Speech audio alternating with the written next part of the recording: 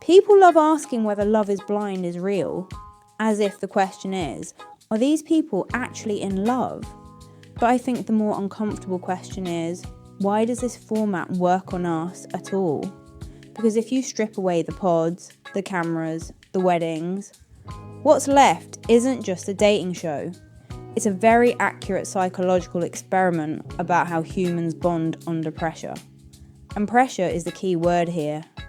Pressure does funny things to humans. We either grow or propose.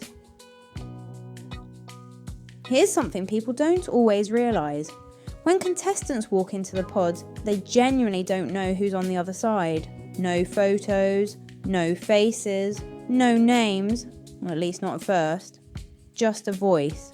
And that sounds romantic, but psychologically, it does something very specific.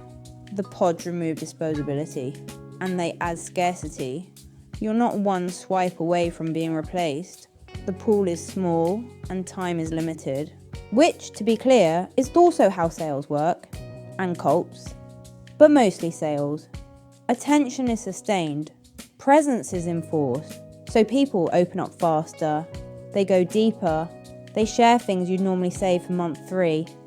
On day 2, not because they're reckless, but because the environment tells the body, you're safe here.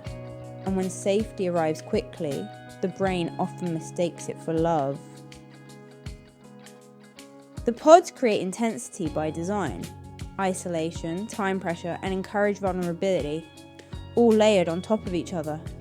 People talk about childhood wounds, past heartbreaks, deep fears.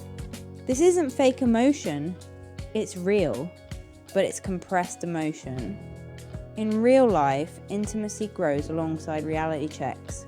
Here, intimacy replaces reality. So your imagination fills in the gaps. You're not bonding with the person, you're bonding with their voice, their words, and the version of them your nervous system invents, which is usually generous. That's not stupidity, that's being human. And this is where something like trauma bonding starts to form. Not trauma bonding in the abusive sense, which is something else entirely. There's actually a technical name for the same mechanics. Accelerated emotional bonding under stress. Yes, I did some research.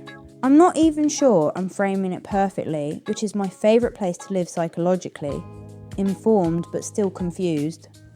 But if anyone here is an expert or has thoughts, correct me in the comments. I'd genuinely love to hear it. What I think it really means is this. Vulnerability, pressure, and relief all arrive at the same time. Those bonds feel real. They feel intense. And very often they don't survive outside the pressure that created them.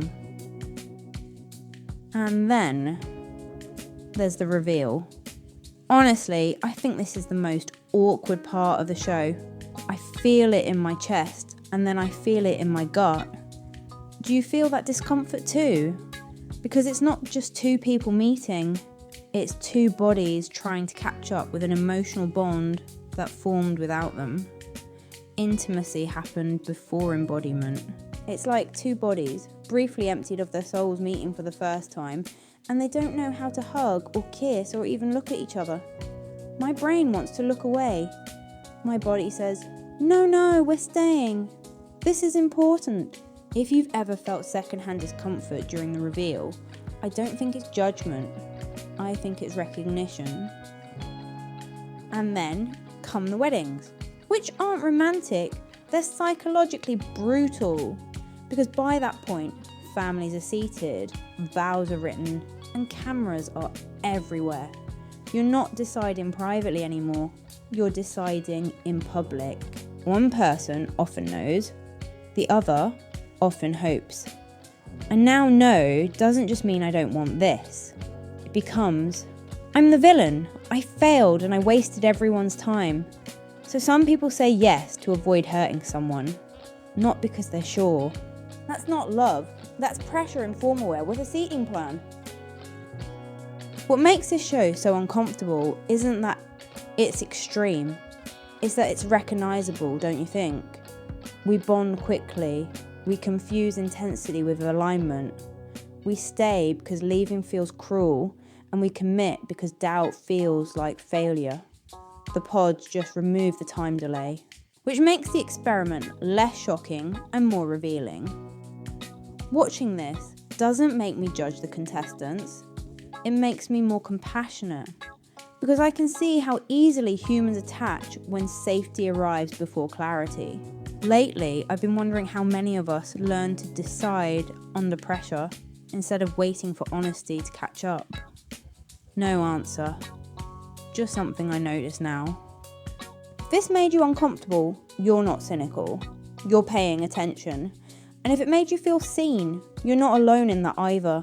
Hey, I'm Mia, and this is Hey Maybe It's Me, where we talk about the strange things humans do under pressure and try not to propose because of it, which sounds reasonable, but history suggests otherwise.